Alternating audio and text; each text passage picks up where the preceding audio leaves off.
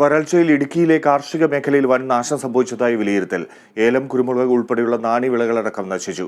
വേനൽ മൂലമുണ്ടായ കൃഷിനാശം വിലയിരുത്താൻ രൂപീകരിച്ച പ്രത്യേക സംഘം നടത്തിയ പരിശോധനയിലാണ് കണ്ടെത്തൽ. വേനലിൽ ഇടുക്കിയിലെ നൂറുകണക്കിന് ഏക്കർ സ്ഥലത്തെ ഏലകൃഷിയാണ് കരിഞ്ഞുണങ്ങിയത്.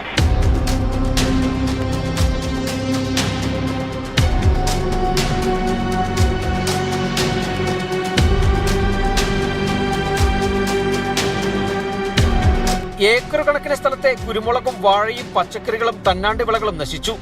കേരളത്തിലെ മിക്ക മേഖലകളിലും കൃഷിനാശമുണ്ടായതിനെ തുടർന്നാണ് പ്രത്യേക സംഘത്തെ നിയോഗിച്ച് പരിശോധന നടത്താൻ കൃഷിവകുപ്പ് മന്ത്രി നിർദ്ദേശിച്ചത്.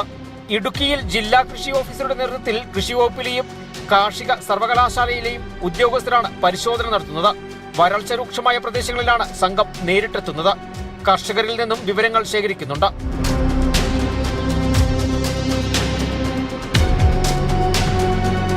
മുൻപെങ്ങുമില്ലാത്ത തരത്തിലുള്ള നാശമാണ് ഇടുക്കിയിൽ ഇത്തവണ ഉണ്ടായതെന്നാണ് സംഘത്തിന്റെ വിലയിരുത്തൽ. റീപ്ലാന്റ് ചെയ്യാൻ തട്ടകൾ പോലുമില്ലാത്ത സ്ഥിതിയുമുണ്ട്. ഏലം ഇതുവരെ കണ്ടിട്ടില്ലാത്ത രീതിയിൽ വർഷങ്ങളായിട്ട് നമ്മൾ കർഷകരുമായിട്ട് അനുഭവം പങ്കുവച്ചപ്പോൾ വർഷങ്ങളായിട്ട് ഇതുവരെ കാണാത്ത നിലയിൽ ഏലം മൊത്തമേ പോയിരിക്കുകയാണ്. ഇതിന്റെ കാരണം ഒരിക്കലും ഉണ്ടാകാത്തതുപോലെ നമ്മുടെ ഏലത്തിന് വേണ്ട താപനില എന്ന് പറയുന്നത് 18 മുതൽ 26 അറ്റ്മോസ്ഫിയറിക് ടെമ്പറേച്ചറും പിന്നെ ഒരു 32 മുതൽ 36 വരെയൊക്കെ നമുക്ക് ഇതിന്റെ സോയിൽ ടെമ്പറേച്ചറും വരാൻ പാടുള്ളൂ. പക്ഷേ ഇപ്പം നിലവിലെ ഒരു 3 ആഴ്ചയായിട്ട് 46 ഡിഗ്രിയിലാണ് അതിന്റെ സോയിലിന്റെ മണ്ണിലെ ടെമ്പറേച്ചർ. ആ ടെമ്പറേച്ചറിൽ ഏലത്തിന് ഒരിക്കലും ഒരു പച്ചപ്പോടെ നിൽക്കാൻ പറ്റില്ല.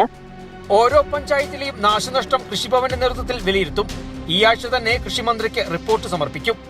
Kerala vision news, Idukki.